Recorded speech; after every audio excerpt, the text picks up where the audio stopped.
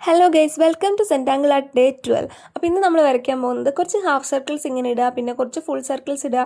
നമ്മുടെ ഇഷ്ടത്തിന് കോമ്പസ് ഒന്നും വേണം, നമ്മുടെ ഇഷ്ടത്തിന് കൈകൊണ്ട് കുറച്ച് സർക്കിൾസ് വരച്ച ശേഷം അതിനിടയിലുള്ള സ്പേസ് മൊത്തം ഇത്തരം കേർഡ് ലൈൻസ് വെച്ചിട്ട് ഫില്ല് ചെയ്യുക എന്നുള്ളതാണ് നമ്മുടെ നെക്സ്റ്റ് ടാസ്ക് എന്ന് പറയുന്നത്. ആക്ച്വലി ഇത് വരച്ചുകൊണ്ടിരിക്കുമ്പോഴും എൻ്റെ മനസ്സ് മൊത്തം ഇന്നലെ നടന്നിട്ടുണ്ട് സ്പെയിൻ വേഴ്സസ് ക്യാവയുടെ മാച്ച് ആയിരുന്നു കേട്ടോ.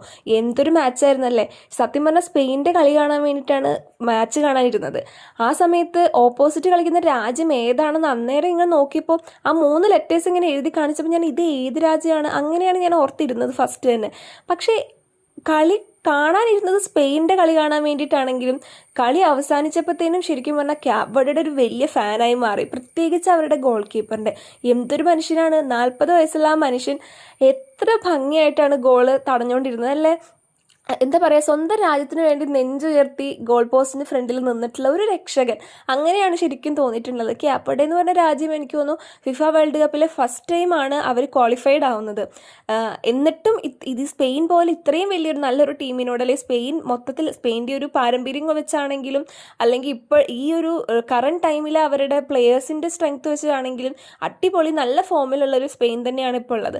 ആ സ്പെയിൻ്റെ അടുത്ത് ഇത്രയും ബ്യൂട്ടിഫുൾ ആയിട്ട് അവരെ ചേർത്ത് നിൽക്കുക എന്ന് പറഞ്ഞിട്ടുണ്ടെങ്കിൽ അവിടെ അത്ര ചെറിയ ടീമൊന്നും അല്ലെന്ന് തന്നെ നമ്മൾ പറയേണ്ടി വരും കേട്ടോ. എന്തായാലും ഗോൾ കീപ്പറുടെ വലിയ ഫാനായി മാറി. അത് കഴിഞ്ഞിട്ട് ഞാൻ ഈ ഗൂഗിളൊന്ന് സെർച്ച് ചെയ്ത് നോക്കിയപ്പോഴാണ് അറിയുന്നത് ക്യാബ് ഇതുവരെ ഫിഫ വേൾഡ് കപ്പിൽ ക്വാളിഫൈഡ് ആയിട്ടുള്ള മൊത്തം രാജ്യങ്ങളിൽ ഈ പോപ്പുലേഷൻ്റെ കേസിൽ സെക്കൻഡ് സ്മോളസ്റ്റ് കൺട്രിയാണ്. ആകെപ്പാടെ 5 ലക്ഷം ആൾക്കാരെങ്ങാണ്ടേ ആ നാട്ടിലുള്ളൂ എന്നാണ് പറയപ്പെടുന്നത്. ഞാൻ ഗൂഗിളിൽ ജസ്റ്റ് കണ്ടത് കേട്ടോ.